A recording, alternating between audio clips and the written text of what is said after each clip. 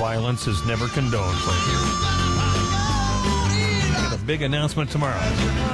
He's probably going to say it this way. Ladies and gentlemen, a free pizza for everybody in America. Oh, and I'm not going to be running for president. But who wants some breadsticks? He'll probably bury it like that, I'm guessing. In the studio with me, Dr. Eli Karam, marriage and family therapist. We did talk on that subject earlier in here.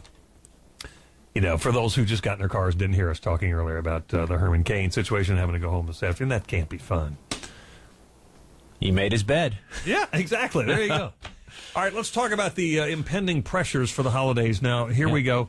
It's obviously the holiday season. For a lot of folks, that means, hey, you know what? I've got to get some gifts for little Johnny and Melissa and my wife and my mom and my sister, and I don't have the money. I'm not making it. And they start to feel pressure, and then can they act out in other ways because they're feeling pressure like that? Yeah, can you believe it? We got 3 weeks to go pretty much before the holiday season, before Christmas, and I got the 4 overs, Terry. This is how people add to their stress. 4 overs. Over expectations, overindulging, overpaying, and overscheduling. So you got to watch for all those. So what do I mean? I mean, over expectations. People put such a premium on the holidays, especially Christmas. Everything has to be perfect, and they really set a bar that no one could make. They make all of these overscheduling, all of these appointments. They got holiday parties. They got their kids' functions. They got these family functions, and they're cramming their schedule like never before. Overpaying.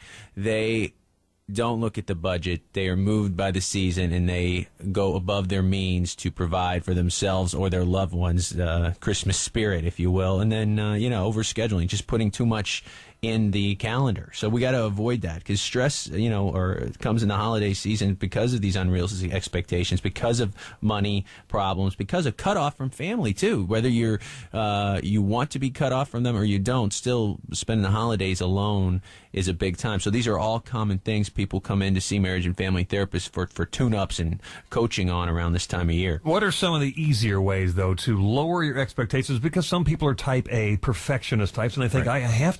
Last year I spent $300 on everybody, and I don't have $300, but I got to make it happen. And no, you don't really have to make it happen. Right. And most people, again, the old adage, it's just the thought that counts. Most people care if you spend time to give a gift that is a really good fit for someone and you put some effort and creativity in it. That is usually far more appreciated than something attached to a higher ticket-priced item. But I guess when you think about spending, you got to, as we were talking about in the last segment, you got to talk to your partner about what's realistic or not, because sometimes you are the great gift giver, but you might not know the financial bottom line or what you can spend this year versus last year. So that's got to be a dialogue about, what you spend and what you spend on who.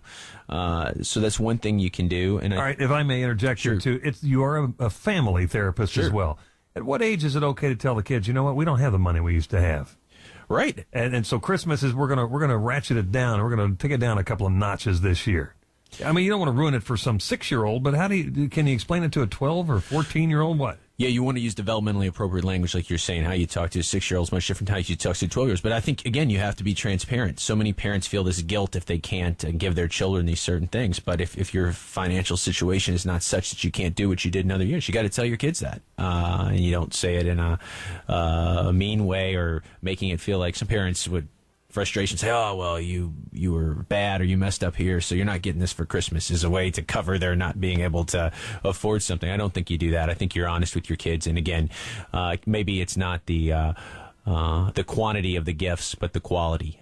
So that's a discussion, again, if you got to have with your co-parent. Say you're in a divorce situation, that happens a lot. You can't go in on the gift, or you can't get your child the same type of gift. That's something that's got to be negotiated in advance. Also, this idea of the overscheduling is self-care. If you're not planning in time, Terry, for some type of whether it be a diet or exercise regime or something you like doing, you're going to get overwhelmed by the schedule. You got to build that in. Just because it's coming up and you have a lot of functions doesn't mean, it just means you have to plan better.